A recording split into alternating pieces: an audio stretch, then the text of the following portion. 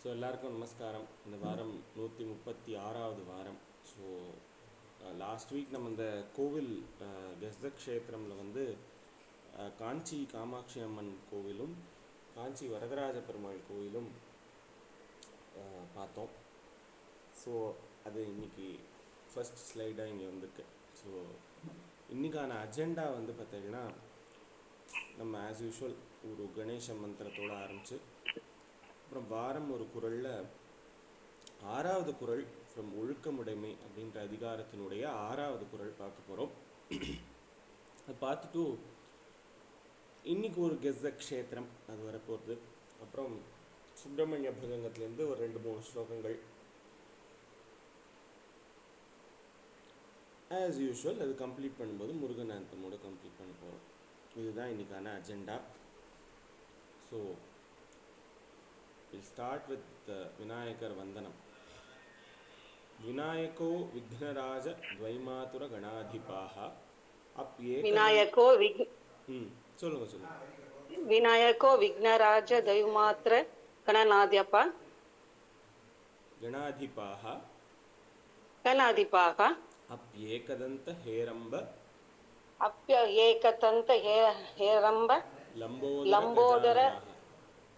லம்போதர கஜானன. விநாயகோ விக்னரா, இது ஒரு 2 டைம்ஸ் சொல்லிடுங்க. ஓகே. விநாயகோ விக்னராஜ தைமாத்திர கணநாதபா கணாதிபாக அப்யகந்த ஹேரம்ப அப்யேகதந்த ஹேரம்ப லம்போதர கஜானன. இன்னொரு தடவை. ஓகே. விநாயகோ விக்னராஜ தைமாத்திர கணாதிபா அப்யேகதந்த ஹேரம்ப லம்போதர கஜானன. சூப்பர். சித்தி விநாயக மூர்த்திக்கு ஜெய். ஸோ இன்னைக்கான வாரம் ஒரு குறளில் 6வது குறள் ஃப்ரம் ஒழுக்கமுடைமை அப்படின்ற அதிகாரத்தினுடைய 6வது குறள் பார்க்க போகிறோம். இதுலேயும் அகைன் இந்த 5 குறள்லையும் ஒழுக்கத்தினுடைய ஒரு மேன்மையை பற்றி சொல்கிறார். இந்த குறள்லையும் அதே மாதிரி ஒரு ஒரு ஒரு ஒரு கான்செப்டை வந்து சொல்கிறார். இந்த மாதிரி படித்தவா, அதாவது ஒழுக்கத்தை பற்றி தெரிஞ்சவா வந்து எப்படி இருப்பா, ஒழுக்கத்தை எப்படி வந்து பாதுகாப்பா அப்படின்னு சொல்லி இந்த 6வது குறளில் சொல்ல போகிறார். ஸோ ஃபஸ்ட் இந்த திருக்குறள் பார்ப்போம், அதுக்கப்புறம் அதோட மீனிங்கை பார்ப்போம். எஸ். ஒழுக்கத்தின் ஒல்கார் உறவோர். ஒழுக்கத்தின் ஒல்கார் உறவோர் இழுக்கத்தின் ஏதம் படுபார்க்கறிந்து. இழுக்கத்தின் ஏதம் படுபார்க்கறிந்து. ஒழுக்கத்தின் ஒல்கார் உறவோர் இழுக்கத்தின் ஏதம் படுபார்க்கறிந்து. ஒழுக்கத்தின் ஒல்கார் உறவோர் இழுக்கத்தின் ஏதம் படுபார்க்கறிந்து. 2 டைம். இன்னொரு தடவை சொல்லிடுங்க. ஓகே. ஒழுக்கத்தின் ஒல்கார் உறவோர் இழுக்கத்தின் ஏதம் படுபார்க்கறிந்து. எஸ். எஸ். ஒழுக்கத்தின் உறவோர். உறவோர் அப்படின்னா உரம், நெஞ்சில் உரம் அப்படின்னு சொல்லுவாங்க. இந்த பாரதியாரோட ஒரு கவிதையில் வரும், நெஞ்சில் உரமும் இன்றி நேர்மை திறமும் இன்றி வஞ்சனை சொல்வாரடி கிளியே வாய்ச்சொல்லில் வீரரடி அப்படின்னு ஒரு இது வரும். உரம் அப்படின்னா அந்த பெரிய அந்த வல்லினத்தில் வர ரா போட்டால் அது வேற மீனிங். உரம் அப்படின்னா ஒரு தைரியம், மனசில் ஒரு ஒரு திடமான ஒரு இது. அந்த மாதிரி ஒரு உரம் இருக்கும். நெஞ்சில் உரம் இருந்தால் நீ சொல்லு அப்படின்பால, அந்த மாதிரி ஒரு ஒரு வீரம். ஸோ அந்த வீரம் எதனால் வருது அப்படின்னா, வீரம் அப்படின்றத விட இந்த இடத்துல உறவோர் அப்படின்னும் பொழுது சான்றோர் அப்படின்ற ஒரு அர்த்தம் வருது. அறிஞர்கள், அதாவது கற்றறிந்தவர்கள் அப்படின்ற மாதிரி ஒரு உறவோர் அப்படின்னு இந்த இடத்துல சொல்கிறான். அப்போது இந்த உறவோர், இந்த சான்றோர்கள்லாம் எப்படி இருப்பா அப்படின்னா, அவளுக்கு என்ன தெரியும், அவளுக்கு ஞானம் இருக்கிறதுனால இழுக்கத்தின் ஏதம், அதாவது ஒழுக்கம் இல்லாமல் இருக்கிறத வந்து அதனுடைய ஏதம் அப்படின்னா ஒரு ஒரு கான்சீக்வன்சஸ், அதனுடைய ஏதம் அந்த ஒழுக்கத்தில் இல்லாமல் இருக்கிறதுடைய கான்சீக்வன்சஸ் என்னன்றது, அதனால விளையக்கூடிய படுபா கரிந்து அது எங்கே கொண்டு தள்ளிவிடும் அப்படின்ற மாதிரி படுகுழியில் தள்ளிடும். அப்படின்னு அதை அறிந்து அது அவங்களுக்கு வந்து தெரியுமா. அது தெரிஞ்சதுனால அவளாம் என்ன பண்ணுவாள்னா ஒழுக்கத்தின் ஒல்கார்னா வந்து அதிலிருந்து தவறாமல் இருப்பாளாம். ஸோ அப்போ ஒழுக்கத்தை அந்த அளவுக்கு பேணி பாதுகாக்கிறது அப்படிங்கிறது வந்து எதனால அப்படின்னா, அதனுடைய கான்சிக்வன்சஸ் உனக்கு தெரிஞ்சதுன்னா அது வந்து நீ ஆட்டோமேட்டிக்காக அதை வந்து நீ வந்து பண்ணுவ. அப்போது அந்த அறிவு தான் உன்னை உறவோராக மாற்றும், சான்றோராக மாற்றும்.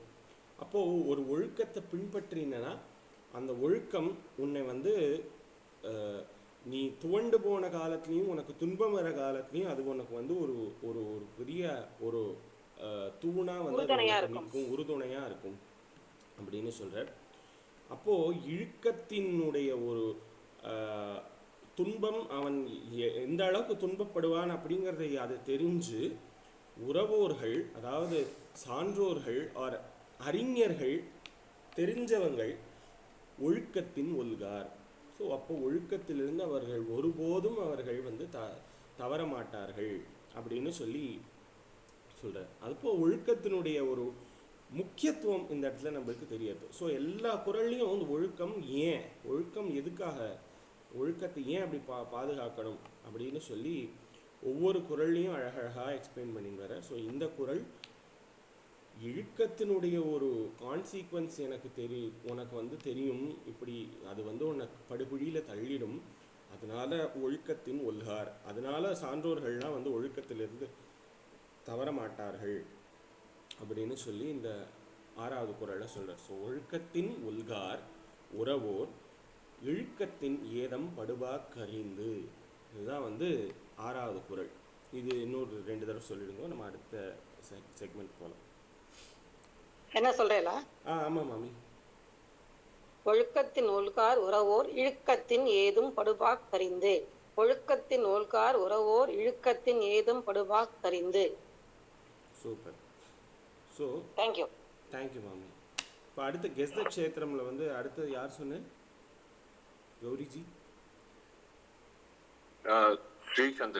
ஸ்ரீசந்திரிகா மாமி. எஸ். ஓ, அது வந்து இதுக்கு தானே, நம்ம மாமியை வந்து நம்ம சுப்பிரமணிய புஜங்கத்துக்கு தானே கூப்பிடுறோம்.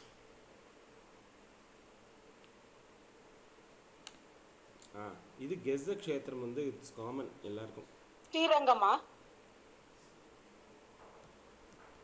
ஸ்ரீரங்கம் கிடையாது, ஆனா அந்த பெல்ட்ல இருக்கிற ஒரு கோயில். நான் ரீசெண்டா எங்க படிச்சேன் நானு. ஓ,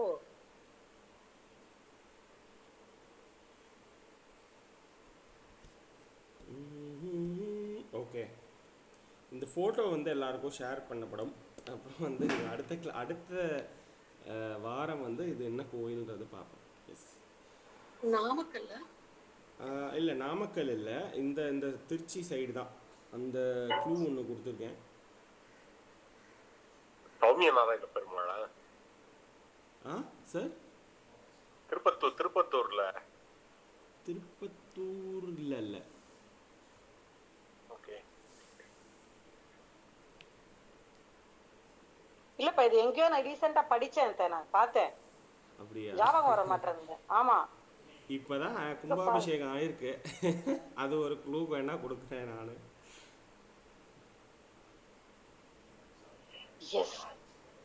சரி, ஓகே, நம்ம அடுத்த செக்மெண்ட்டுக்கு போகலாம்.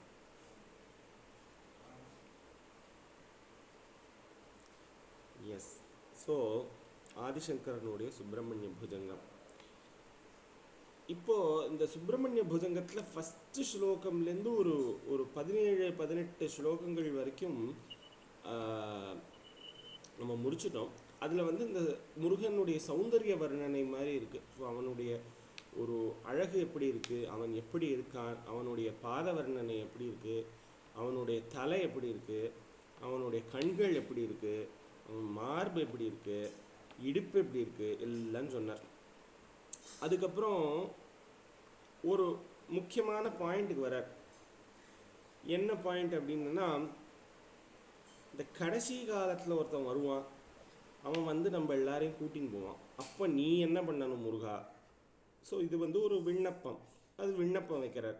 18, 19, 20 இந்த மாதிரி ஸ்லோகங்களில், நான் அது நம்பர் கரெக்டாக சொல்லலை, பட் அடுத்த ஒரு 4 ஸ்லோகங்கள் அப்படி அமையிறது. அதுக்கப்புறம் இன்னும் டீப்பரான ஒரு ஸ்லோகம் என்னென்னா, அந்த 11 நாமங்கள் இருக்கிற ஸ்லோகம். அதாவது அது 19வது ஸ்லோகம். இந்த 11 நாமங்கள், இந்த நாமாக்கள் தான், அதாவது இந்த கலவு சங்கீதம், இந்த கலியில் வந்து சங்கீதம் சங்கீர்த்தனம், இந்த நாம ஸ்மரணை, இதெல்லாம் தான் வந்து மோட்சத்துக்கு ஒரு அடையாளமாக இருக்கும். அதுதான் மோட்ச சாதனமாக இருக்கும். அந்த மோட்ச சாதனத்தை எப்படி வந்து நம்ம வந்து எடுத்துன்னு போகிறது அப்படிங்கிறதுக்காக இவர் என்ன பண்ணுறார், நம்ம இத்தனை நாமாக்கள்லாம் 1000 நாமம், சஹஸ்ரநாமம், திரிசதி, சதம், இந்த 100 நாமங்கள் கூட சொல்ல மாட்டோம். ஸோ அந்த அளவுக்கு ரொம்ப வேகமான வாழ்க்கை முறையில் இருப்போன்றது அவருக்கு அன்றைக்கே தெரிஞ்சிருக்கு போலுக்கு. அப்படின்றதுனால இந்த 19வது ஸ்லோகத்தில் 11 நாமங்கள், அதாவது கர்மேந்திரியம் 5, ஞானேந்திரியம் 5, இந்த 5 10 ப்ளஸ் மனசு, இந்த 11 விஷயங்களையும் கட்டுப்படுத்தினா மோட்சத்தை அடையலாம் அப்படின்னு மோட்ச சாதனத்தை சொல்கிறார். அந்த மோட்ச சாதனத்துக்கு வந்து எது உபயோகப்படுறது அப்படின்னா நாமங்கள் உபயோகப்படுறது. இந்த 11 இந்திரியங்கள், இந்த 10 இந்திரியங்கள் ப்ளஸ் மனசு, இதை கட்டுப்படுத்துறதுக்கு இந்த 11 நாமங்களை கொடுக்குறேன் அப்படின்ற மாதிரி சனத்குமாரர் நாரதருக்கு உபதேசம் பண்ணதை அவர் என்ன பண்ணுறார், இவர் ஞான திருஷ்டியில் பார்த்துட்டு நம்மளுக்கும் சொல்லிடுவோம், என்ன பெரிய ரகசியம், என்ன இந்த ரகசியம் எல்லாருக்கும் போகணுன்றத 19வது ஸ்லோகத்தில் சொல்கிறார். ஸோ 19வது ஸ்லோகம் அப்படி அமைஞ்சிருக்கு. அதுக்கப்புறம் என்ன, இந்த மோட்சம் அப்படின்றது எப்போ கிடைக்கும், இந்த உடம்பு உயிரை விட்டு உயிர் உடம்பை விட்டு போகும்போது மோட்சம் வரும். இந்த உயிர் உடம்பு விட்டு போகும்போது 10 பேர் க்யூவில் நிற்பான், எனக்கு தான் இந்த உயிர் வேணும் அப்படின்னு. ஸோ அப்படி இருக்கிறவன் ஒரு ஆள் அனுப்புவான், தூத்தன் அனுப்புவான், இவன் அனுப்புவான், அவன் அனுப்புவான்.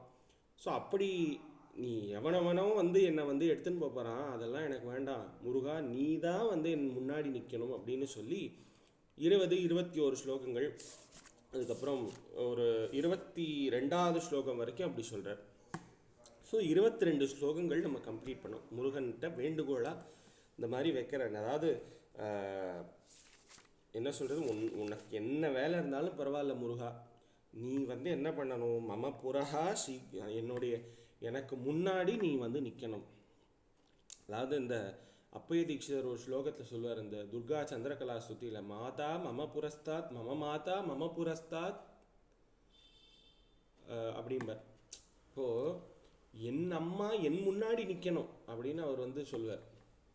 மது கைட்டபையோர் நிகந்தினி, மது கைட்டபன் நீ எப்படி வதம் பண்ணியோ அந்த மாதிரி நீ வந்து நின்று, 2 பேர் வருவான், அவன் வரும்பொழுது நீ என்ன பண்ணணும் அப்படின்னா, வேண்டாம் நீ வந்து என் முன்னாடி வந்து நின்னா அவன்லாம் பயந்து போயிடுவான், அதனால் வந்து நீ என் கூடயே இரு அப்படின்னு சொல்லி ஒரு வேண்டுகோள் அந்த இடத்துல வைக்கிறார் அப்பய தீட்சிதர். இந்த அப்பய தீட்சிதர் மாதிரியே சுப்பிரமணிய புஜங்கத்தில் ஆதிசங்கரர் வந்து முருகன்கிட்ட சொல்கிறார். அதாவது சுப்பிரமணிய புஜங்கத்தை பார்த்து வேணால் அப்பய தீட்சிதர் அந்த அளவுக்கு ஒரு இதுவாக சொல்லியிருப்பாங்க. அப்போது இதனால் என்ன அப்படின்னா, அந்த திருட பக்தியை வந்து சொல்கிறார். நீ வேற யாரும் வரக்கூடாது, நீ ஒருத்தன் தான் வரணும் அப்படின்ற ஒரு திருடமான பக்தி, இந்த பக்தியை வந்து சொல்கிறார். ஸோ இது 22 ஸ்லோகங்கள் நம்ம வந்து பார்த்தோம். இப்போ இன்னைக்கு 23வது ஸ்லோகத்துலேருந்து நம்ம கண்டினியூ பண்ண போகிறோம்.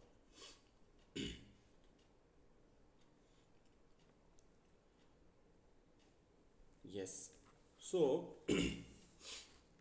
இதுக்கப்புறம் என்ன மாதிரியான ஒரு கான்செப்ட்ஸ் வருது அப்படின்னா, இது அழகாக வந்து பாகமாக பிரிச்சிருக்காரு இந்த ஸ்லோகங்களை.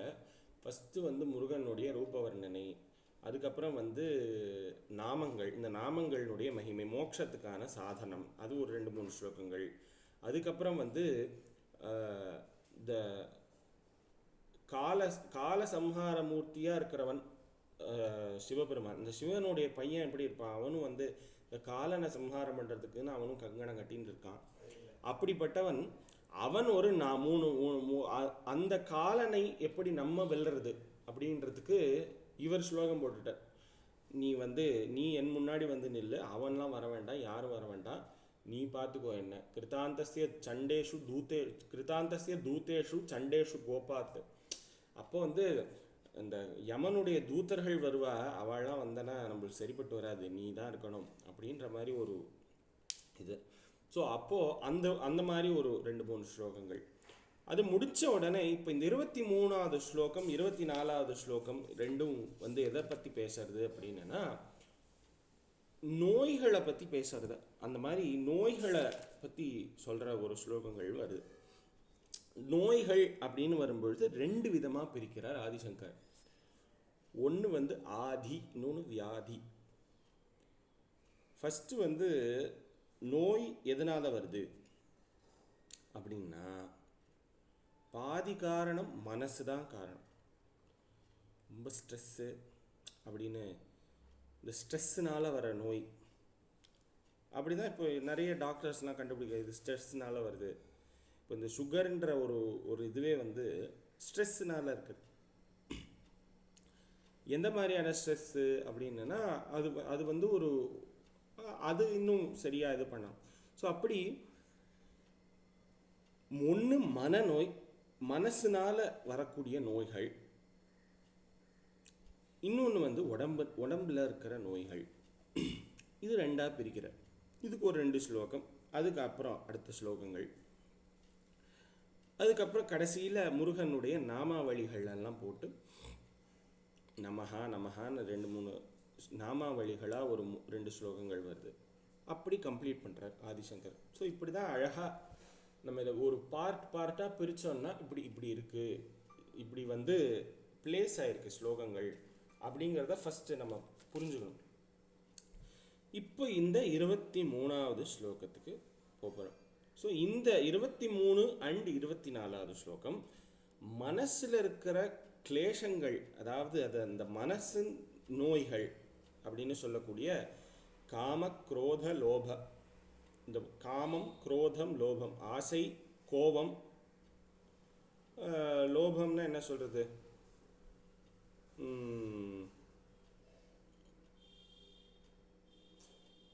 அதுவும் பேராசை அந்த மாதிரி வச்சுப்போம். லோபம்னா பேராசை தானே. ஸோ அந்த மாதிரி பொறாமை, லோபம்னா பொறாமை, கரெக்ட். தமிழ் வார்த்தை லோபப்படுறா, லோபியாக இருக்கான் அப்படி தான் சொல்லுவோம். ஸோ அதனால் அது அப்போது இந்த மனசில் இருக்கிற நோய்கள், இந்த மனசு தான் எல்லாத்துக்கும் காரணம். அதாவது உடம்புல இருக்கிற நோய்களுக்கு கூட ஒரு ஔஷதம் கண்டுபிடிச்சிடலாம். இந்த மனசில் இருக்கிற நோய்க்கு என்ன ஔஷதம்? மனசில் இருக்கிற வியாதி தானே அப்போ கொடிய வியாதியாக இருக்குது. அதுக்கு என்ன ஒரே ஒரு ஔஷதம் அப்படின்னா முருகனை வணங்குவது. இதுக்கான ஸ்லோகம் போன கிளாஸ்லேயே நம்ம பார்த்தோம். அதாவது கிருத்தேது பிரம்ம ஜிக்ஞாசம், கிருத்த யுகத்தில் வந்து பிரம்ம விசாரம் பண்ணி மோட்சத்தை அடைகிறார். திரேதாயாம் ஜானகிபதி, திரேதா யுகத்தில் வந்து ராம சேவை பண்ணுறதுனால வந்து ஒரு மோட்சத்தை அடைகிறார். துவாபரே பகவான் கிருஷ்ணா, துவாபர யுகத்தில் பகவான் கிருஷ்ணனோட ஒரு பக்தி, கிருஷ்ண பக்தியில் ஈடுபட்டால் மோட்சம் கிடைக்கிறது. கலியில் என்ன சார், கலௌ ஸ்கந்த பிரகீர்த்திதா, கலியில் வந்து முருகனை உபாசனம் பண்ணனா அதுதான் வந்து மோட்சத்துக்கான சாதனம் அப்படின்னு சொல்லி கலௌ ஸ்கந்த பிரகீர்த்திதா, ஸ்கந்தனை வணங்குவது அப்படிங்கிறது இருக்கணும் அப்படின்னு சொல்கிறேன். ஸோ மனசில் இருக்கிற நோயை முருகன் வந்து எப்படி, அதாவது தாரகாசுரன், சிம்மமுகன், அதுக்கப்புறம் சூரன், இவன் சூரபத்மன், தாரகாசுரன், சிம்மமுகன், இந்த 3 பேரையும் அழிச்சானா முருகன். அழிச்சா இந்த சென்ஸு இந்த சூரன் வந்து சூரபத்மன் வந்து காமம், தாரகாசுரன் வந்து குரோதமா, சிம்மமுகன் வந்து லோபமா. இந்த 3 பேரையும் அவன் வந்து இந்த 3த்தையும் அவன் அபகரிச்சுட்டான். ஸோ இதுக்கு ஒரு கதை உண்டு. அதாவது நித்திய சூரிகளாக இருக்கக்கூடிய ஒரு 3 பேர் வந்து என்ன பண்ணாலாம், மோட்சத்தை அடையறதுக்காக அவள் வந்து வெயிட் பண்ணிட்டு இருக்கும்போது அவளுக்கு இந்த 3 வந்துட்டான், காமம், குரோதம், லோபம். அதனால பகவான் என்ன பண்ணார், நீ வந்து சரிப்பட்டு வரமாட்டேன், நீங்கள் இருக்கலாம், நீங்கள் போயிட்டு வாங்க அப்படின்னு சொல்லி இது பண்ணினா. அவள் 3 பேர் தான் இந்த சூரன், தாரகாசுரன், சிம்மமுகனா பிறந்து அதுக்கப்புறம் முருகன் வந்து இந்த சம்ஹாரம் பண்ணார் அப்படின்னு சொல்லி இந்த ஒரு இது வருது. ஸோ சம்ஹாரம் அப்படிங்கிறது என்னன்னா ஒடுக்கிறது. ஸோ அதுதான் இந்த சம்ஹாரம். ஸோ இதுக்கு வந்து ஒரு ஸ்லோகம் இருக்கு. த்ரிவிதம் நரகஸ்யேதம் துவாரம் நாசனம் ஆத்மனஹ காமக்ரோதஸ்ததா லோபஹ தஸ்மாத் ஏதத்ரயம் தியஜேத். ஸோ இந்த காமம், குரோதம், லோபம் இந்த 3த்தையும் வந்து யார் ஒருத்தர் வந்து தியஜிக்கிறாளோ, அதாவது அதை வந்து நிந்தனை பண்ணுறாளோ, அவளுக்கு இந்த த்ரிவிதம் நரகஸ்யேதம் துவாரம் நாசனம். அப்போ இந்த 3 விதமான நரக்கங்கள் சொல்கிறது, இந்த 3 நரக்கங்களினுடைய துவாரங்களும் அது வந்து க்ளோஸ் ஆகிடுமா.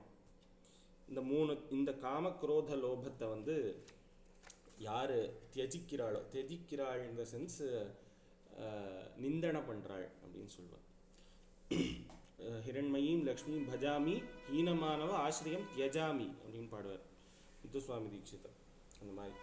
ஸோ இந்த ஸ்லோகம், இந்த 23வது ஸ்லோகத்துக்கு இப்போ நம்ம ஸ்லோகத்தை பார்ப்போம், அதுக்கப்புறம் அதனுடைய மீனிங்கை பார்ப்போம். ஸோ இந்த மனசினுடைய மனக்லேஷம், இந்த மனோவியாதி, இதை வந்து எப்படி பகவான் வந்து சுப்பிரமணியர் வந்து இது பண்ணுறார் அப்படின்னு சொல்லுவோம், பார்ப்போம். ஸோ இது யாரை சொல்லணும்? Srichandrika. Oh, Srichandrika. Yes, okay. நமஸ்காரம். சஹஸ்ராண்ட போக்தா त्वया शूरनामा. सहस्रांड भोक्ता त्वया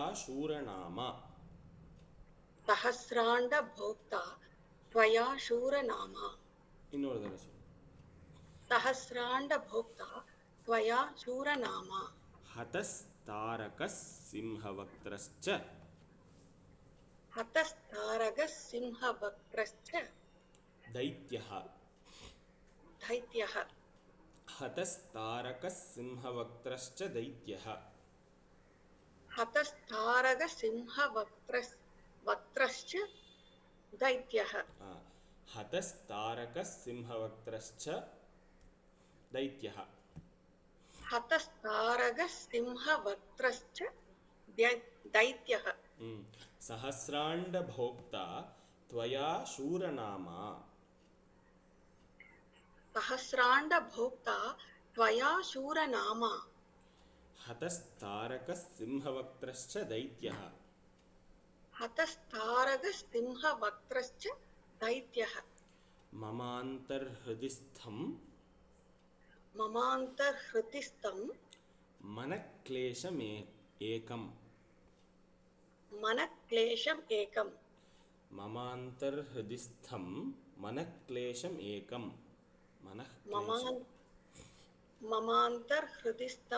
मनक्लेशमेकम्. न हंसि प्रभो किं करोमि क्व यामि.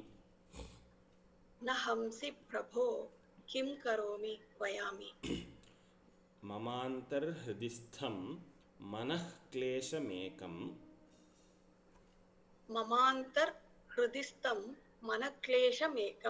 न हंसि प्रभो किं करोमि क्व यामि. न हंसि प्रभो किं करोमि क्व यामि.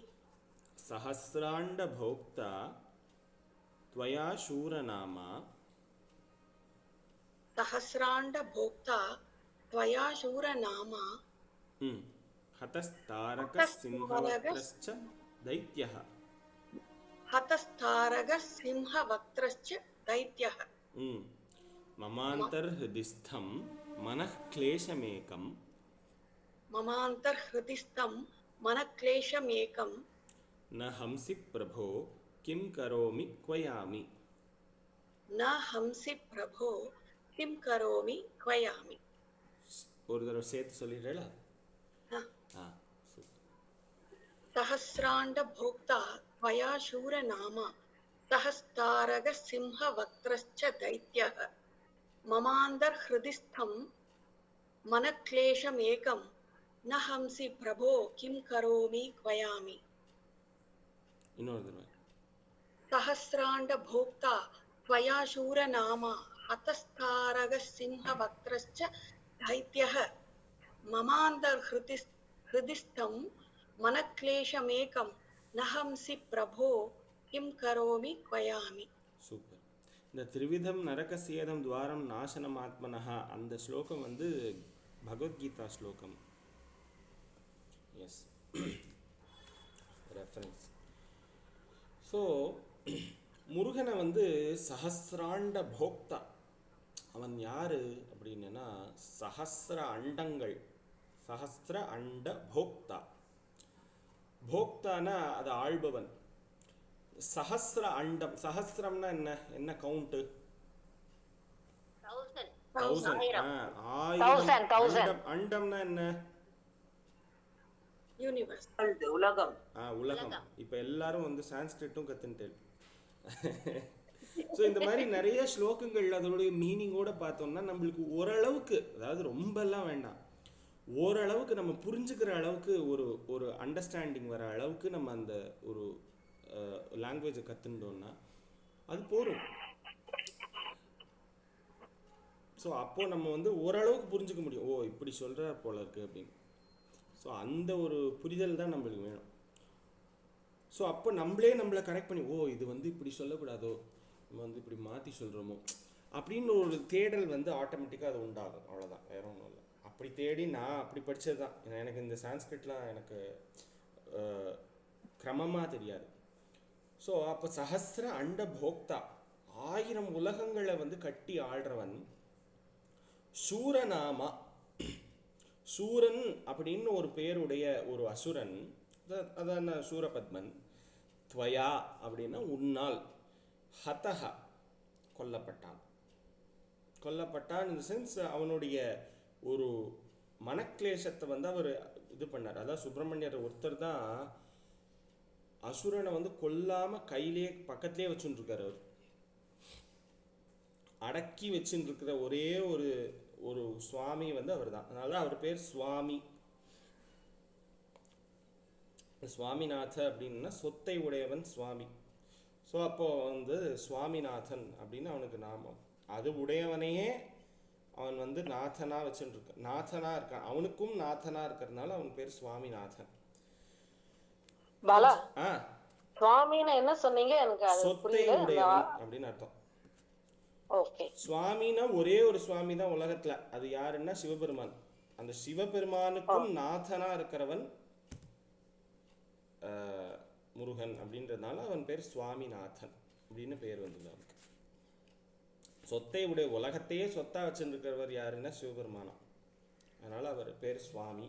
அதனால சுவாமின்னு சொன்னால் அது சிவன், சிவனை வந்து குறிக்கிறது. ஸோ அந்த சுவாமியை சுவாமியினுடைய நாதனா இருக்கிறவர் முருகன். அதனால சுவாமிக்கும் நாதன் அப்படின்னு இருக்கிறதுனால சுவாமிநாதன் அப்படின்னு சொல்றாரு. ஸோ அப்படி இந்த சுவாமிநாதனா இருக்கிறவன் சஹஸ்ராண்ட போக்தா. இப்போ 1000 உலகங்களுக்கு அரசனாக இருக்கிறதுல டசன்ட் மேக் அ டிஃப்ரென்ஸ். ஆமாம், கண்டிப்பாக இருப்பான் அப்படின்னு நம்மளுக்கு தெரியுது. துவயா உன்னால், சூரநாமா சூரன் கொல்லப்பட்டான், சூரநாம ஹதஹா முடிஞ்சிட்டு, ததா எங்கே இருக்கு, சிம்மவக்தர் சத, ததா தாரகா அதே போல, தாரகா சிம்ஹவக்தரஸ்ச தைத்யா. தாரகன் தைத்யன், சிம்ஹவக்தரனும் தைத்யன், இப்படிப்பட்ட 2 அசுரர்கள். அவனையும் நீ என்ன பண்ண, ஹதஹா அப்படின்னா உன்னால் அவர்கள் வந்து சம்ஹாரம் செய்யப்பட்டார்கள், கொல்லப்பட்டார்கள். ஸோ சஹஸ்ராண்ட 1000 உலகங்களை நீ வச்சுருக்க உன்னால், துவயா சூரன் தாரகன் சிம்ஹவக்திரன் இந்த 3 பேரும் ஹதஹா தைத்யஹா இந்த 3 பேரும் கொல்லப்பட்டார்கள் ஹதஹா. ஸோ அது முடிஞ்சுடுது. இது போல நீ என்ன பண்ணணும் மம என்னுடைய. ஸோ ஃபஸ்ட்டு வந்து அப்ரைசல் அதுக்கப்புறம் வந்து கொஞ்சம் கொஞ்சம் அப்படி வேறு ஒரு இந்த வேலையை முடிக்கணும் நீ பண்ணி கொடு அப்படின்ற மாதிரி ஒரு விண்ணப்பம். ஸோ மம அந்தர்ஹிருதிஸ்தம் இந்த மனசுன்ற ஒரு குகை இருக்கு இல்லையா, அது குகை ஒன்று இருக்கு. அந்தர்ஹிருதிஸ்தம் மனசுக்குள்ள ஒரு உள்ளுக்குள்ள ஸ்தா அப்படின்னா அந்த ஒரு என்ன சொல்றது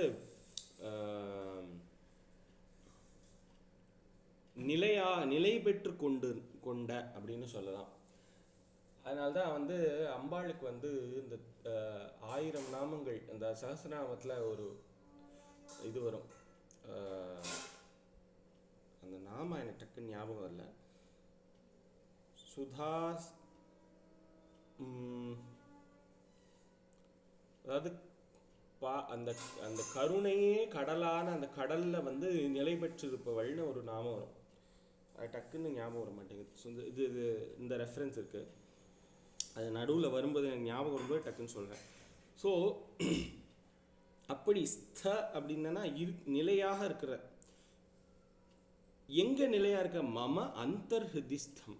அப்போது என் மனசுன்னு இல்லை, அந்தர்ஹிருதி மனசுக்கு உள்ளுக்குள்ள நிலையாக இருக்கக்கூடிய என்ன நிலையாக இருக்குது அப்படின்னு அவர் கேட்பார் இல்லையோ, மனக்லேசம் ஏகம் மனக்லேசம். ஒன்றே ஒன்று இருக்குது, அது ஏகம்னு போட்டார். ஒன்றே ஒன்று என்ன அப்படின்னா மனக்லேசம் மனசில் அப்படியே தாப்பம் எனக்கு தகிக்கிறது. அப்படி இது வேணும் அது வேணும், இந்த உலகத்தில் இது வேணும் அது வேணும், என்ன கொண்டு போகிறோம் அதெல்லாம் விட்டுட்டு இந்த மனசு அப்படியா இதை பார்த்தா ஆசைப்படுறது, உடனே கோபம் வருது, உடனே வந்து ஒரு பொறாமைப்படுறோம். ஸோ இந்த மாதிரி இந்த 3 விதங்கள் வந்து ரொம்ப தகிக்கிறது, நம்மளால அதை பண்ண முடியவே இல்லை. இதை ஹே பிரபோ நீ இவ்வளோ பேரை கொண்டு இருக்கேன், இந்த தாரகனை கொண்டு இருக்க, சூரனை கொண்டு இருக்க, சிம்ம பக்தரனை கொண்டு இருக்க, சிம்ம முகனை கொண்டு இருக்க. பக்தரனா முகம். ஸோ சிம்ம பக்தரம்னா சிம்மம் மாதிரி இருக்கிற முகத்தை வச்சுன்னு இருக்கிறவன், சிம்ம வாய் அப்படி, சிம்ம முகன்னா சிம்ம பக்தரன்னா வக்திரம்னா வாய். ஸோ சிம்ம மாதிரி இருக்கிற வாயை வச்சுட்டு இருக்கணும்னா. ஸோ அப்படி இந்த 3 பேரையும் கொண்டு இருக்க. ஆனால் என் மனசுக்குள்ள ஒரே ஒரு இந்த மனக்லேசம் ஒன்று தான் இருக்குது. நீ 3 கொண்டு இருக்க, ஆனால் ஒன்று எனக்கு மனக்லேசம்னு ஒன்று இருக்கு. அதை பிரபோ நீ பிரபுவான நீ ந ஹம்சி கொல்லலையே, கொல்லாமல் வச்சுட்டு இருக்கியே. ந ஹம்சி அப்படின்னா அதாவது ஹத அதோட ஒரு வார்த்தை தான் இந்த ஹம்சி அப்படின்றது. ஹம்சம்னா அதாவது ஹந்தும் அப்படின்னு சொல்கிற அந்த வார்த்தையில் ஹம்சி, ந ஹம்சின்னா கொல்லாமல் இருக்கியே அப்படின்னு சொல்கிறார். ந ஹம்சி கிம் கரோமி கொயாமி. நீ இதை இன்னும் இந்த இந்த 3 பேரையும் கொண்டவன், இந்த ஒன்று தான் இருக்குது மனக்லேசம்னு ஒன்று என் மனசுக்குள்ள அது நிலையாக இருக்குது, அதை இன்னும் கொல்லாமல் இருக்கியே. கிம் கரோமி நான் என்ன பண்ணுவேன், கொயாமி நான் இப்போ எங்கே தான் போகிறது சொல்லு. உடனே அந்த சரண்டர் ஸ்டேட்டுக்கு உடனே வந்துடுவார் ஆதிசங்கரன். நீ பண்ணாமல் இருக்கியே நான் என்ன பண்ணுவேன், பிரபோ கிம் கரோமி நான் என்ன பண்ணுவேன் பிரபு, கொயாமி நான் எங்கே தான் போவேன். அப்படி நீ வந்து அப்போ நீ என்ன பண்ணணும், உடனே அதையும் சரி 3ஓட 1 4 பண்ணிவிடு, ஏதோ ஒன்று பண்ணிவிடுப்பா அப்படின்ற மாதிரி ஒரு இது. ஸோ அப்போது நான் எங்கே போகிறது, என்னால் எங்கேயும் போக முடியாது. ஸோ அந்த ஒரு என்ன சொல்கிறது அவல நிலை. ஸோ அந்த மாதிரி நான் உன்கிட்ட தானே வந்திருக்கேன், இப்போ நீ தானே பண்ணணும் அதை அப்படின்ற மாதிரி ஒரு ஸ்லோகம். ஸோ சஹசிராண்ட போக்தா துவயா சூரநாமா ஹதஸ்தாரக சிம்ஹவக்திரஸ்ச தைத்யா. இந்த 3 பேரையும் கொண்டு இருக்க. மமாந்தர் ஹிருதிஸ்தம் மனக்லேசம் ஏக்கம். ஒன்று இன்னும் ஒன்று அப்படியே அண்ணா ஹம்சி பிரபோ, இதை ஏன் கொல்லாம வச்சுருக்கு நீ? கிம் கரோமின், நான் எங்கே போவேன்? குவயாமி, எங்கே போவேன்? கிம் கரோமி, என்ன பண்ணுவேன் பிரபோ அப்படின்னு கேட்குறார். ஸோ இதுதான் இந்த 23வது ஸ்லோகம். ஸோ இந்த மனக்லேசத்தை இன்னும் அழிக்காம வச்சுருக்கே முருகா அப்படின்னு கேட்குறது. நீ சொல்கிறதெல்லாம் சொல்லு, நான் உன்னை பார்த்துட்டே இருக்கேன்ற மாதிரி இந்த லெஃப்ட் சைடில் அந்த ஃபோட்டோ வந்திருக்கு. அது ஆட்டோமேட்டிக்காக அது அப்படியே ரெண்டுத்துக்கும் ஒரு ரிலேட் ஆகுது. ஓ இப்படிலாம் பேச தெரியுமா உனக்கு அப்படின்னு முருகன் அப்படின்னு நின்று பார்த்துட்டு இருக்க மாதிரி இருக்கு. ஸோ அப்போது இதுதான் இந்த 23வது ஸ்லோகம். சஹசிராண்ட போக்தா துவயா சூரநாமா ஹத தாரக சிம்ஹவக்தஸ்ச தைத்யः மமாந்தர்ஹதிஸ்தம் மனக்லேசமேகம் ந ஹம்சி பிரபோ கிம் கரோமி குவயாமி அப்படின்னு சொல்கிறார். இந்த ஸ்லோகத்தை ஒரு 2 டைம்ஸ் ரிப்பீட் பண்ணிடுவோம். நம்ம அடுத்த ஸ்லோகம் பார்ப்போம். सहस्रांड भोक्ता त्वया शूरनामा हतस्तारक सिंह वक्त्रश्च दैत्यः ममांतर हृदिस्थं मनक्लेशमेगं न हंसि प्रभो किं करोमि क्वयामि. அப்படியே கேக்குற மாதிரியே இருக்கு.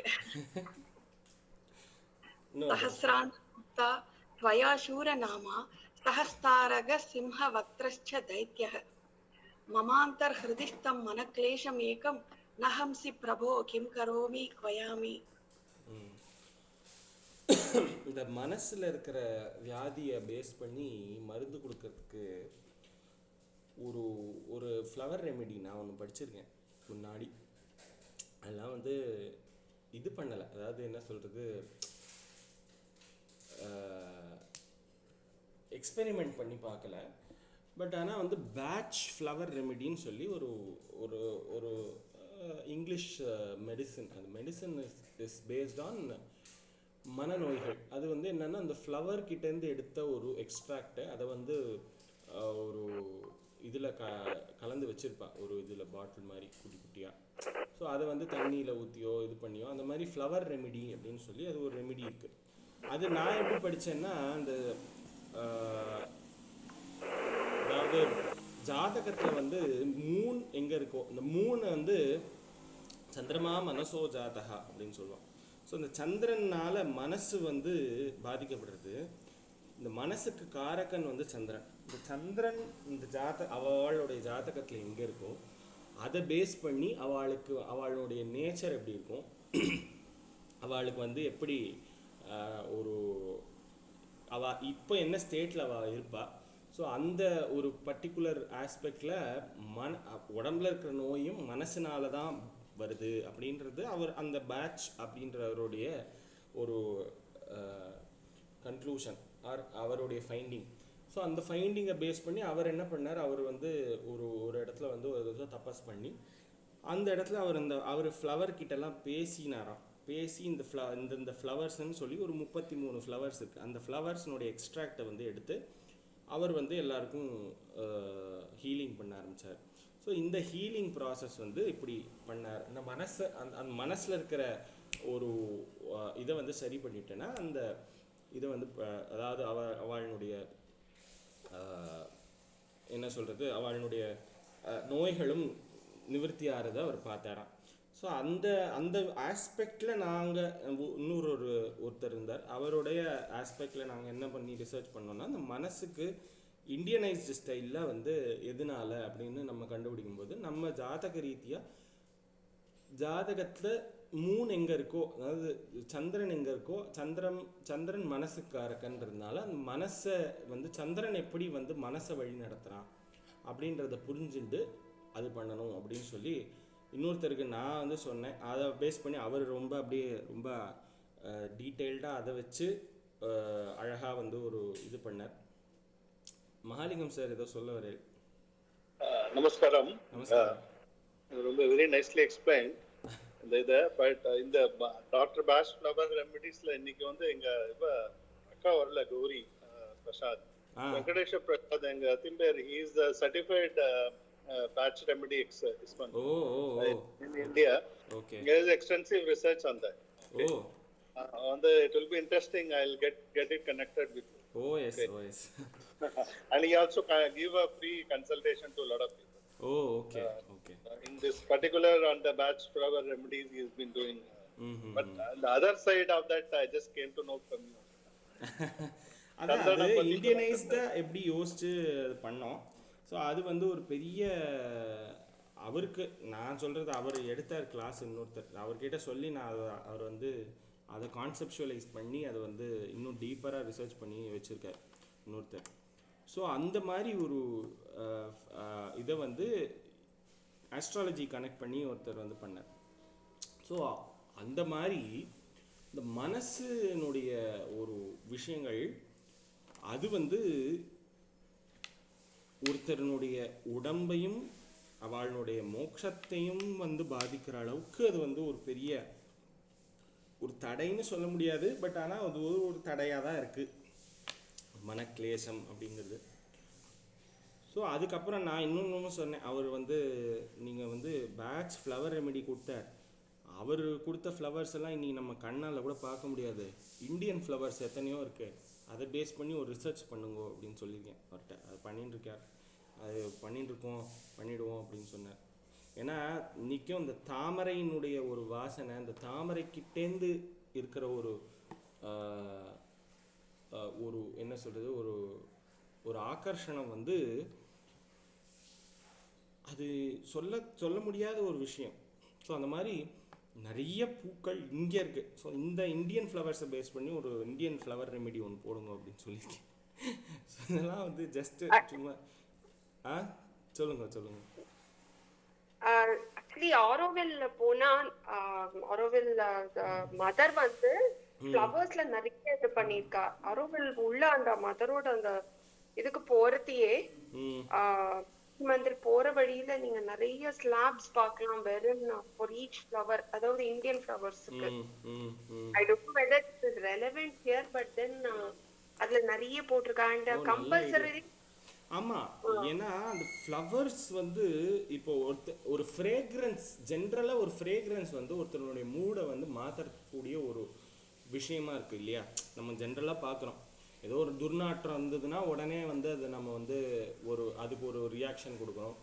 நார்மலாக ஒரு ஊதுவத்தி ஏற்றி வச்சாலோ இல்லை ஏதோ ஒரு பூவோடைய வாசனையை பார்த்தாலோ நம்மளுடைய மனசு மாறுது. ஸோ இந்த ஃப்ளவரை பேஸ் பண்ணி இது பண்ணுறது அப்படிங்கிறது வந்து இன்றைக்கி நேற்றுக்கு இல்லை, எத்தனையோ காலமாக இருந்திருக்குன்னு நம்மளுக்கு தெரியாது. ஸோ அது வந்து இன்னும் டீட்டெயிலாக பண்ணணும். அதை சொல்லியிருக்கேன். அவர் ஆரம்பிச்சிட்டேன்னு சொன்னார் முன்னாடியே. அது சொல்லும்போது நீங்கள் இப்போ தான் சொல்கிறீங்க சார், நாங்கள் ஆல்ரெடி பண்ணின்னு இருக்கோம் அப்படின்னு. ரொம்ப சந்தோஷம்.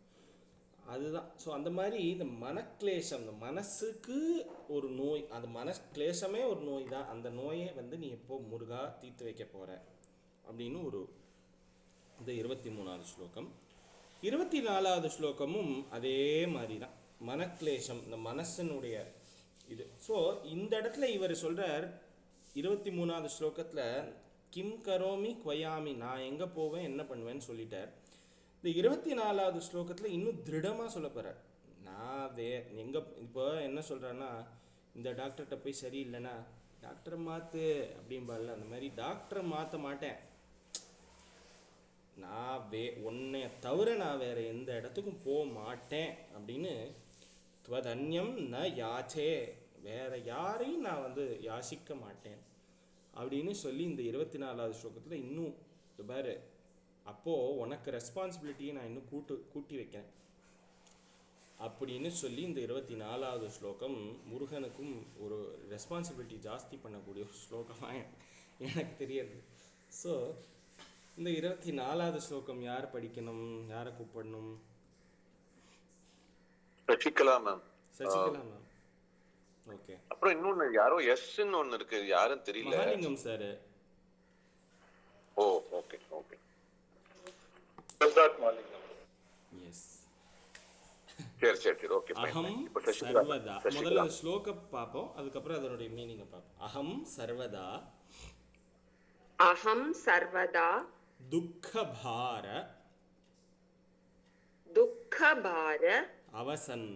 அவசன்னஹ. அது அவசன்னோன்னு இருக்குது. அது அடுத்த லைனோட சேர்த்து படிக்கும்போது. ஸோ இது முதல்ல இதே நம்ம இந்த ஸ்லோகத்தில் எப்படி இருக்கோ அதே மாதிரியே படிப்போம். அதுக்கப்புறம் நம்ம அதை என்ன பிரிச்சுக்கலாம். ஓகே.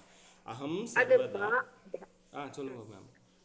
அது பாரவா பாரவா? பார அவசன்னே, அவசன்னோ அவசன்னः.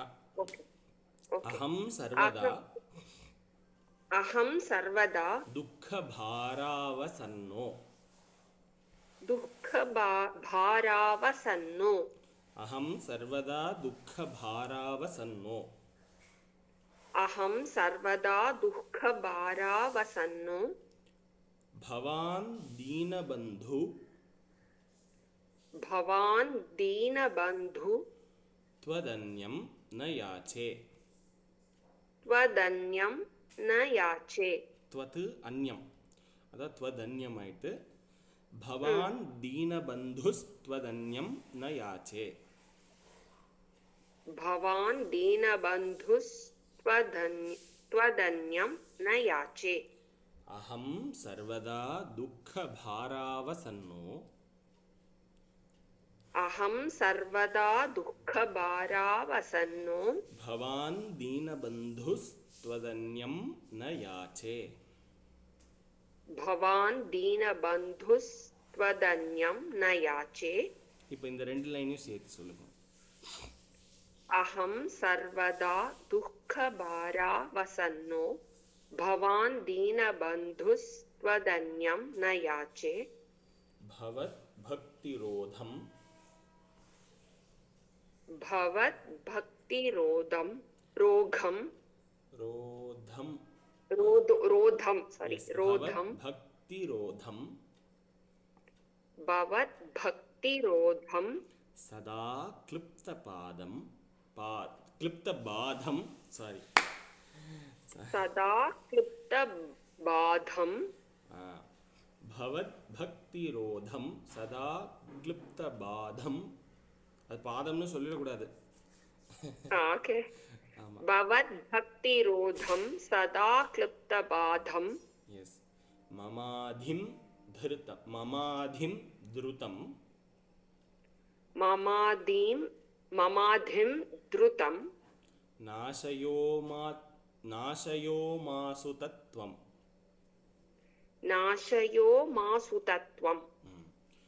அகம் பவத் பக்திரோதம் சதா கிளிப்தபாதம். பவத் பக்திரோதம் சதா கிளிப்தபாதம். மமாதிம் திருதம் நாசயோமாசு தத்வம். மமாதிம் திருதம் நாசயோ மாசு தத்வம். அகம் சர்வதா துக்கபாராவசன்னோ பவான் தீனபந்துஸ்த்வதன்யம் ந யாச்சே. அகம் சர்வதா துக்கபாராவசன்னோ பவான் தீனபந்துஸ்த்வதன்யம் ந யாச்சே. பவத் அகம் சொல்லுங்க 2 times. அகம் சர்வதா துக்கபாராவசன்னோ பவான் தீனபந்துஸ்த்வதன்யம் ந யாச்சே. பவத் பக்திரோதம் சதா கிளிப்தபாதம் மமாதிம் திருதம் நாசயோமாசு தத்வம். பவத் பக்திரோதம் சதா கிளிப்தபாதம் மமாதிம் திருதம் நாசயோ மாசு தத்வம். பவத் பக்திரோதம் சதா கிளிப்தபாதம் மமாதிம் திருதம் நாசயோ மாசு தத்வம். அகம் சர்வதா துக்கபாராவசன்னோ பவான் தீனபந்துஸ்த்வதன்யம் ந யாச்சே. பவத் பக்திரோதம் சதா கிளிப்தபாதம் மமாதிம் திருதம் நாசயோமாசு தத்வம். அகம் சர்வதா துக்கபாராவசன்னோ பவான் தீனபந்துஸ்த்வதன்யம் ந யாச்சே. பவத் பக்திரோதம் சதா கிளிப்தபாதம் மமாதிம் திருதம் நாசயோ மாசு தத்வம். அகம் சர்வதா துக்கபாராவசன்னோ பவான் தீனபந்துஸ்த்வதன்யம் ந யாச்சே. பவத் பக்திரோதம் சதா கிளிப்தபாதம் மமாதிம் திருதம் நாசயோ மாசு தத்வம். சூப்பர். ஸோ இப்போ இதோட மீனிங் பார்க்கலாம். இந்த நாசயோமாசுதத்துவம் அப்படின்னு இருக்கிறது நாசய உமாசுத நாசய உமாசுதத்துவம். இந்த உமாவினுடைய பார்வதி நந்தனம், உமாவினுடைய பையன் உமாசுத. ஹே உமாசுத இப்படி ஆரம்பிக்கிறார். தமிழில் போட்டோன்னா உமாசுத முதல்ல வரும். உமாசுத எப்பா பார்வதியினுடைய புத்திரனே நீ என்ன பண்ணணும், அகம் நான் சர்வதா அப்படின்னா எப்போதும், நான் எப்போதும் என்ன பண்ணுறேன், எனக்கு என்ன ஆறுது அப்படின்னா துக்க பார அவசன்னகா, துக்கத்தினுடைய ஒரு பாரத்தினால நான் என்ன பண்ணுறேன், உடனே ஒரு பாசமாக வைக்கிறேன். அப்புறம் பார்த்தா அவள் வந்து யாருமே இந்த உலகத்தில் வந்து நிலச்சிருக்கிறது இல்லை, உடனே ஒரு துக்கம் வந்து விடுறது, இல்லை வந்து ஒன்று கிடைக்கலையா அது ஒரு துக்கம் வருது, இல்லை வந்து கோபத்தினால ஒரு துக்கம் வரும். ஸோ இந்த மாதிரி நிறைய மனசுனால வந்து இந்த மனம் வந்து இப்படி மாறி மாறி குரங்கு மாதிரி தாவி தாவி தாவி தாவி ஒரு துக்கம் அப்படிங்கிறத ஒரே துக்கமாக அது வந்து வந்துட்டே இருக்குது எனக்கு. அப்படி இந்த துக்கத்தினுடைய பாரத்தால் எனக்கு என்ன ஆறுது, அவசன்னகா அப்படின்னா அது வந்து அப்படி உழண்டுன்னு இருக்கேன், அது பீடிக்கப்பட்டவனாக இருக்கேன். உழன்று திரிந்த என்னை உத்தமனாக்கி வைத்தாய் அப்படின்னு அம்பாளை பாடுவோம் இல்லையா, இந்த மாதிரி உழன்று, எதில் உழன்று, நீ உழன்று திரிந்த என்னை உத்தமனாக்கி வைத்தாய்னா என்ன அர்த்தம் அப்படின்னா, இந்த மாதிரி துக்கத்தில் உழன்று இந்த மனசனுடைய இதனால உழன்று நான் தெரிஞ்சுட்டு இருக்கிற என்னை உத்தமனாக்கி வைத்தாய். அதுதான் இப்போ எல்லாரும் என்ன நினச்சிப்போனா, ஒரே கஷ்டப்பட்டு வேலை பண்ணி காசு பணம் சம்பாதிச்சு உழன்று திரிந்த என்னை உத்தமனாக்கி வைத்தாய்ன்னு நினச்சிட்டு பாடுவா நிறைய பேர். அப்படி கிடையாது. நீ எப்போ இந்த சாநித்தியத்தை எப்போ அடையிறோமோ அன்றைக்கி தான் நமக்கு வந்து உத்தமனா நம்ம தெரியும். அப்படி உமாசுதனாக இருக்கிற முருகப்பெருமான் அவன் எப்படி அப்படின்னா, நான் வந்து என்ன பண்ணுறேன், எப்பொழுதும் சர்வதான் போட்டேன், எப்போதும் இந்த துக்கத்தினுடைய ஒரு பாரத்தினால அது வந்து நான் உழஞ்சுட்டே இருக்கேன், அதை பீடிச்சுட்டே இருக்கேன். என்ன இது என்னுடைய சைடு. பவானு நீ எப்படி இருக்க, நீயோ பவானு தீனபந்து, ஏழைகளை ரட்சிக்கிறவனா நீ இருக்க. தீனபந்து, பந்துனா ஒரு உறவினன். ஸோ அப்படி வந்து தீனபந்து அப்படின்னா ஏழைகளுக்கு ஒரு ஏழை பங்காளனா இருக்க, ஏழை பங்காளன் தீனபந்துவா இருக்க. பவான் நானோ ஒரு பக்கம் எப்படி இருக்கேன், நீ எப்படி இருக்க, தீனபந்துவா இருக்க. தீனபந்து அப்படிப்பட்ட உன்னை நான் என்ன பண்ணணும் அப்படின்னா, துவத் அந்யம் ந யாச்சே, உன்னை தவிர நான் வேற எதையுமே கேட்க மாட்டேன். ந யாச்சேன்னா கேட்கறது, யாசிக்கிறது கேட்கறது வேற, யாசிக்கிறது வேற. இப்போ துவத் அந்யம், துவத்து அந்யம், உன்னை தவிர, உன்னையெல்லாம் வேறே கதி இல்லை அம்மா.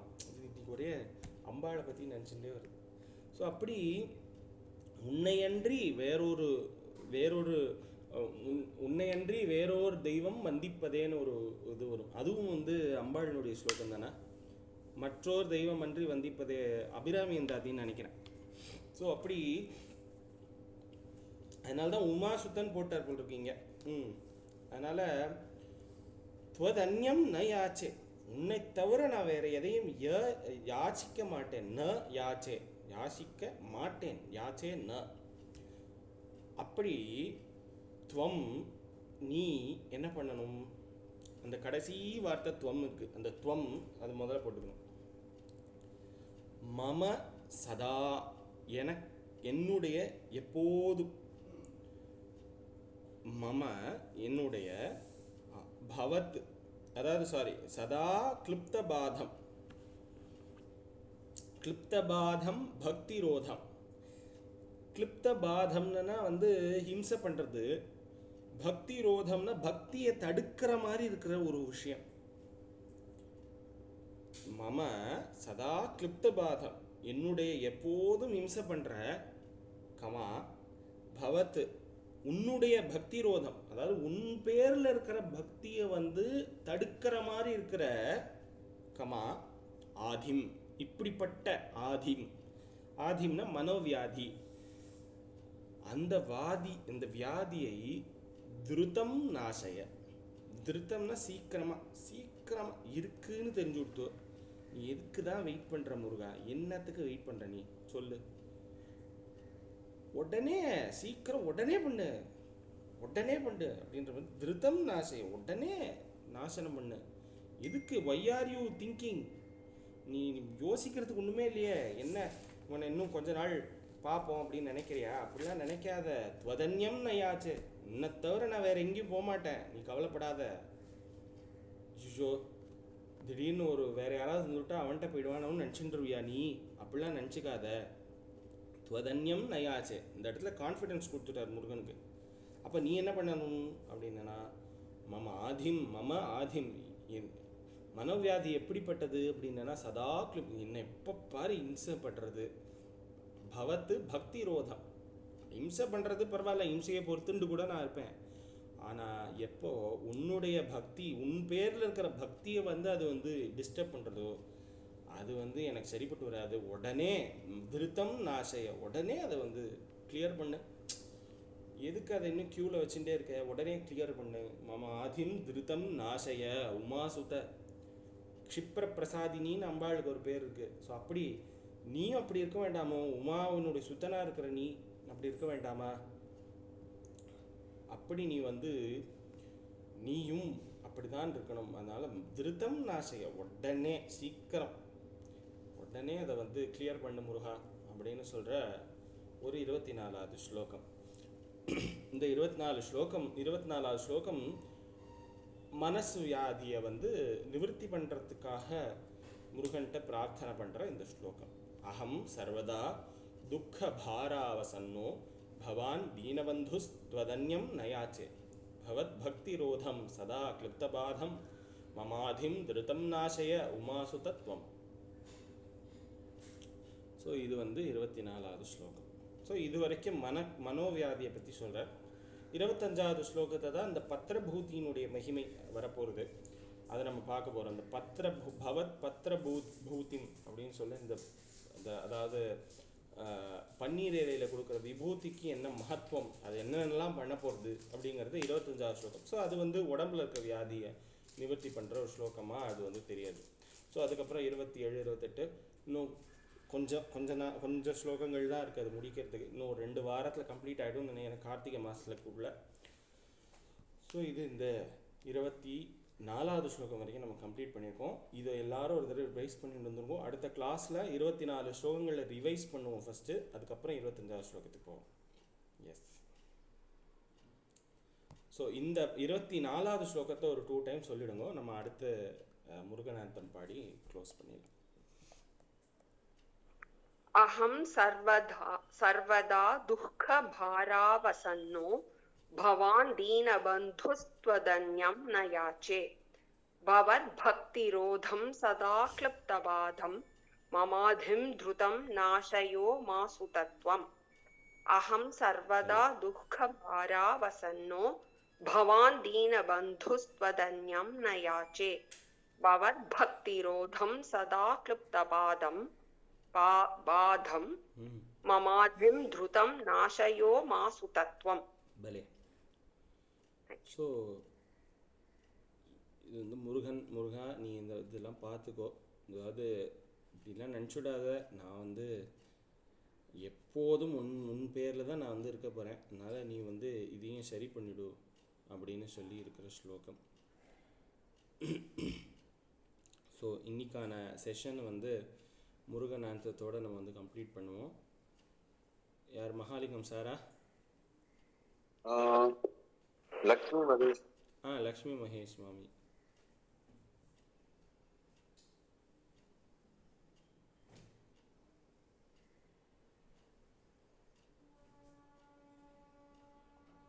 அப்படி இல்லைன்னா பிரீதா பிரமோத். நான் போன வாரம் மிஸ் ஆனவாதான் இந்த வாரம் ஆட் பண்ணிருக்கேன். நெக்ஸ்ட் வீக் அந்த மாதிரி ஃபாலோ பண்ணலாம்னு இருக்கேன். Okay okay. பிரீதா பிரமோத் நமஸ்காரம். சிவகுஹ குமர பராச்சலபதியே ஸ்ரீரலை வாயுரை நாதா செந்தூர் செந்தல பழனா புரிவாள் திருவரவேகமுறை கந்தா செங்கதுர் நிகர் தனி காச்சலம் வந்த செம்பழ முதிவன எந்த தவமருளாராதாரா தவ முனிவர் பணி வீரா தாதா கருணா சுபோதா ஜெய ஜெய சங்கர பாலக மணியே தாரக மந்திர வினோதா சிவமே சிவமே சிவமே சரவண பவ சிவமே. வெற்றிவேல் முருகனுக்கு அரஹரோ, அரகரோகரா வீரவேல் முருகனுக்கு அரஹரோ, அரகரோகரா. ஆதிபராசக்தி மாதா கி ஜெய், ஜெய் ஆஞ்சநேய சுவாமி கி ஜெய். ஜெய். நான் ஒரே ஒரு விஷயம் சொல்லிக்க ஆசைப்படுறேன். சொல்லுங்க. இன்னைக்கு காத்தால அதாவது கிளாஸ் வர்றதுக்கு ஒரு 1/2 முன்னாடி என்னோட ரிசர்ச் என்ன இன்னைக்கு இருந்ததுன்னா, மூன் எந்த இடத்துல பிளேஸ் ஆனா என்னென்ன எஃபெக்ட் ஒவ்வொருத்தருக்கு அப்படின்னு சொல்லிட்டு நான் ரிசர்ச் பண்ணியது. And I was so surprise. நீங்க அத இன்னைக்கு இது கிளாஸ்ல கவர் பண்ணப்போ என்னவோ ரொம்ப எனக்கு போயிடுச்சு. எப்படி அது எவ்வளவு கோஇன்சிடென்ஸ்னு எனக்கு தெரியல. அது பகவானா இல்ல நீ அவ்வளவுலாம் ரிசர்ச் பண்ண வேண்டாம், இந்த ஸ்லோகம் சொன்னா போறோம் அப்படின்னு சொன்ன மாதிரி இருக்கு. This is super coincidence. It's an answer from Bhagavan. And நீங்க எதுக்கு இத ஸ்பெசிபிக்கா இங்க எடுத்து சொன்னேன்னு அதுதான் ஐ திங்க் பகவான் செயல். அவர் எப்படியாவது ஆன்சரை கொண்டு வந்து கொடுத்துருவார் இல்லையா? கண்டிப்பா அதனால